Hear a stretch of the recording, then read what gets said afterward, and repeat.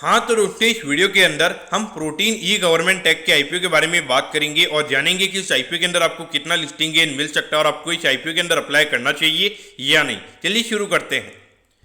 तो देखिए सबसे पहले अगर हम यहाँ पे आईपीओ की डिटेल्स के बारे में अगर हम बात करेंगे तो देखिए 6 तारीख को ये आईपीओ में ओपन होता हुआ नजर आएगा और 8 तारीख को ये आईपीओ में क्लोज होता हुआ नजर आएगा। अगर हम यहाँ पे इश्यू साइज की अगर हम बात करेंगे तो 490 करोड़ का हमें यहाँ पे आईपीओ का इश्यू साइज यहाँ पे नजर आता है और ये पूरा ऑफर फॉर सेल है, यानी कि जो पूरा पैसा है वो कंपनी के प्रमोटर्स और जो प्राइवेट इक्विटी इन्वेस्टर्स है उनके पास में हमें यहाँ पे जाता हुआ नजर आएगा। यहाँ पे फ्रेश इश्यू की अगर हम बात करेंगे ये पूरा नील है, यानी कि कंपनी के पास में यहाँ पे कोई भी पैसा नहीं जाने वाला है। एक तरीके से अगर हम देखेंगे सिर्फ लिस्टिंग के पॉइंट ऑफ व्यू से यहाँ पे कंपनी में आती हुई नजर आ रही है। अगर हम यहाँ पे प्राइस बैंड की अगर हम बात करेंगे 792 के कट ऑफ प्राइस पे कंपनी का आईपीओ में आता हुआ नजर आ रहा है और एक लॉट के अंदर अगर हम देखेंगे 18 शेयर्स का लॉट हमें यहाँ पे नजर आता है। अगर हम यहाँ पे रिटेल कोटा की अगर हम बात करेंगे अराउंड 35% के लगभग का रिटेल कोटा में यहाँ पे नजर आता है, यानी कि अराउंड 170 करोड़ का यहाँ पे टोटल इश्यू साइज का यहाँ पे रिटेल कोटा नजर आता है। तो कहीं ना कहीं देखा जाए तो अलॉटमेंट के जो चांसेस है वो यहाँ पे रिटेल कोटा के अंदर काफी अच्छे रहने वाले हैं एज कम्पेयर टू एचएनआई और स्मॉल एचएनआई के अंदर जो अलॉटमेंट के चांसेस जाएंगे वो मेरे ख्याल से यहाँ पे कम रहने वाले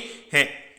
अगर हम यहाँ पे कंपनी के अगर हम फंडामेंटल्स की अगर हम बात करेंगे तो देखिए यहाँ पे कैपिटल मार्केट से रिलेटेड जो भी डिजिटल इंफ्रास्ट्रक्चर की रिक्वायरमेंट होती है वो ये कंपनी हमें प्रोवाइड करवाती हुई नजर आती है और जो पैन कार्ड से रिलेटेड जितने भी इश्यूएंस वाले जो भी सर्विसेज होती है वो ये कंपनी हमें प्रोवाइड करवाती हुई नजर आती है। यानी कि अगर आप इनकी वेबसाइट पर जाकर अगर आप पैन कार्ड इश्यूएंस करोगे तो वहाँ पे कहीं ना कहीं थोड़ा बेनिफिट ये कंपनी को होता हुआ नजर आएगा, यानी कि जो सर्विसेज होती है वहाँ पे थोड़ा प्रॉफिट ये कंपनी को होता हुआ नजर आएगा। तो पॉइंट ऑफ व्यू से देखा जाए तो यहाँ पे काफी अच्छा ये काम हमें ये कंपनी करती हुई नजर आ रही है और आने वाले टाइम पे भी ऐसे नए नए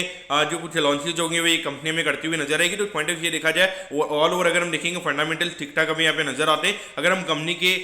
वैल्यूएशन की अगर हम बात करेंगे तो देखिए लगभग 3200 करोड़ के मार्केट कैप पे ये कंपनी का आईपीओ में आता हुआ नजर आ रहा है और पिछले साल की अगर हम प्रॉफिट की अगर हम बात करेंगे 110 करोड़ के लगभग का पैड ये कंपनी ने पिछले साल किया और इस बार लग रहा है कि लगभग 125 से 130 करोड़ के लगभग की प्रॉफिटेबिलिटी हमें यहाँ पे देखने को मिल सकती है। तो अगर हम यहाँ पे फॉरवर्ड पी की अगर हम बात करेंगे तो लगभग 26 से 27 के पी रेशियो पे ये कंपनी का आईपीओ में आता हुआ नजर आ रहा है। तो वैल्यूएशन वाइज अगर हम देखेंगे थोड़ा कॉस्टली जरूर है, लेकिन इतना ज्यादा कॉस्टली में ये आईपीओ आता हुआ नजर नहीं आ रहा। तो वैल्यूएशन वाइज मेरे ख्याल से इतने ज्यादा इश्यूज यहाँ पे मार्केट को नहीं रहेंगे।